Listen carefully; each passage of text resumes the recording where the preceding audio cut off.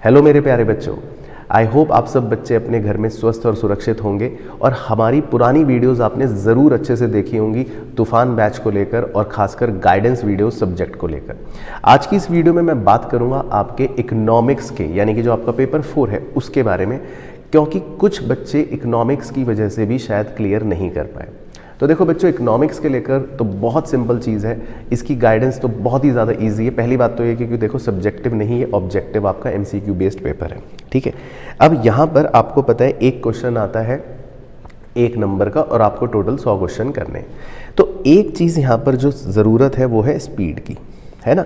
लेकिन इकोनॉमिक्स में अच्छी बात यह है कि अनलाइक मैथ्स बच्चों का इकोनॉमिक्स का पेपर छूटता नहीं है, क्योंकि आपको सॉल्विंग तो ज़्यादा करनी नहीं है, आपको तो सिंपल एमसीक्यू टिक करने होते हैं। तो यहाँ पर इसलिए स्पीड की भी प्रॉब्लम है ही नहीं।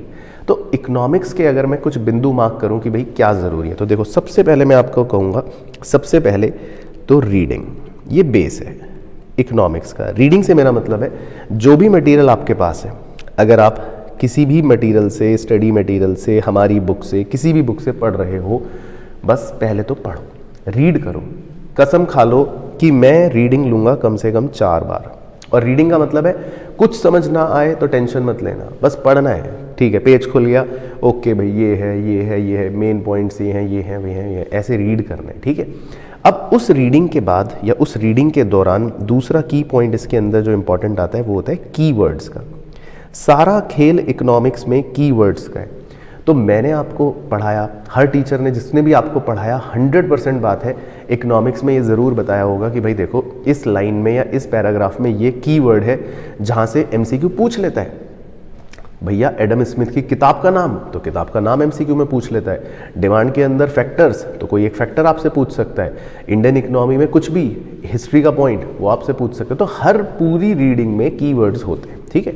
अब आपको जब रीडिंग लेनी है तो रीडिंग के साथ साथ कीवर्ड्स पर फोकस करना है। उससे होगा ये कि आप समझते रहोगे कि ठीक है इस टॉपिक के इस पैराग्राफ में ये इंपॉर्टेंट वर्ड है और वही कीवर्ड आपको ऑप्शन में दिख जाएगा। अगर ये वीडियो कोई पुराना स्टूडेंट देख रहा हो मेरा, भाई कृपया करके अपने जूनियर्स को कंफर्म कर दो कि मैं अपनी ये तारीफ खुद नहीं कर रहा हूँ, ये फैक्ट है, सत्य है। नोट्स में कीवर्ड जो होते हैं बुक्स में मार्क करवाए गए होते हैं, एग्जैक्ट वो एमसीक्यू में ऑप्शन में नज़र आते हैं। बस आपको फोकस करना है रीडिंग पर विद कीवर्ड्स, ठीक है। अच्छा, एक गलती जो इकोनॉमिक्स में बच्चे करते हैं वो यहाँ लिख रहा हूँ कि आप इसके टेस्ट नहीं देते। उससे क्या होता है, उससे ना थोड़ा सा क्वेश्चन और आंसर या क्वेश्चंस कह लो, उसका एक्सपोजर बढ़ जाता है। वो करना बहुत इंपॉर्टेंट है, ठीक है। और छोड़ना कुछ मत। देखो वो रिक्वेस्ट है, इकोनॉमिक्स में भी कुछ बच्चे सोचते हैं चलो यार ये छोड़ दो, वो छोड़ दो। नहीं नहीं नहीं, वो गलती नहीं करनी है। छोटा टॉपिक, बड़ा टॉपिक, कैसा भी लगे, करना सब कुछ है ना। ये 3-4 बिंदु अपने पकड़ के चलो, बिल्कुल सही रहेगा। अब देखो आपको तो ऑब्वियसली जिनके मार्क्स 20 से कम है ना, तो मैं ये मान के चल रहा हूँ कि आपने रीडिंग्स भी नहीं ले रखी है। तो आपको मेरा सजेशन है कि अगर आप चाह रहे हो कि मई में ही दूं तो ऑब्वियसली फिर बहुत मेहनत करनी पड़ेगी, और अगर आप सितंबर में देना चाह रहे हो तो आप कोई रेगुलर बैच ज्वाइन कर सकते हो, जहां पर आप बिल्कुल धीरे धीरे, स्लोली एंड ग्रेजुअली चीज़ों को पिकअप कर सको, पढ़ सको, टीचर के साथ रीडिंग हो जाए, घर जाके रीडिंग हो जाए, इतना टाइम मिले आपको, ठीक है ना। अगर आपके मार्क्स 20 से 30 हैं तो आप फिर भी एक बार को 2 महीने में कर सकते हो। आपके लिए पूरा सितंबर में जाकर रेगुलर पढ़ने की शायद ज़रूरत ना पड़े, लेकिन मैं ये मान रहा हूँ कि अगर आपके मार्क्स 20 to 30 हैं तो दैट मीन्स आप कीवर्ड से तो बहुत दूर हो। आपने पढ़ लिया होगा ऊपर से, लेकिन आपको पता ही नहीं है एमसीक्यू में पूछता क्या है, पूछ क्या सकता है, डिटेल्ड स्टडी नहीं करी है आपने। तो आपका काम ये है, आप यहाँ फंस रहे हो, अब आपको ये करना है। अब आते हैं जी 30 to 40 वाले। 30 to 40 में आपको थोड़ी सी मेहनत करनी है बस, क्योंकि आप जस्ट पासिंग मार्क्स से थोड़ा सा नीचे हो।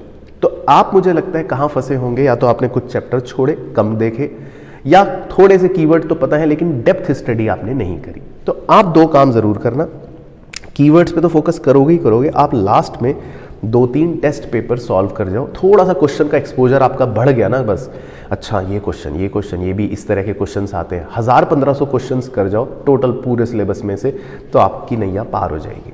एंड सेम गोज फॉर अगर आप 40 to 50 में हो या 50+ में हो, तो आप पास तो हो, लेकिन ठीक है, रिस्क नहीं लेना, आपको अपने मार्क्स बढ़ाने हैं। आप 60s-70s में जा सकते हो।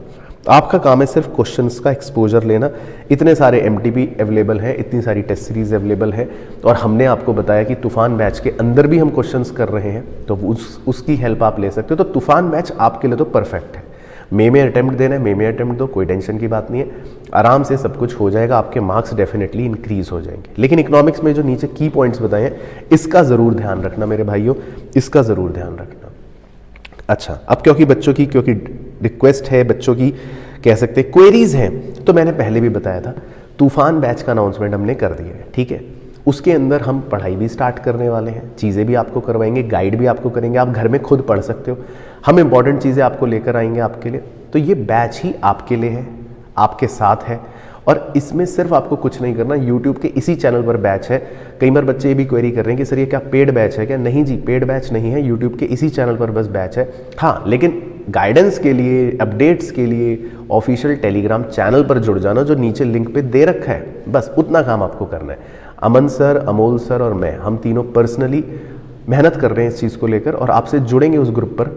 कुछ बच्चे जुड़ भी चुके हैं ऑलरेडी, तो आप क्यों रुके हुए हो?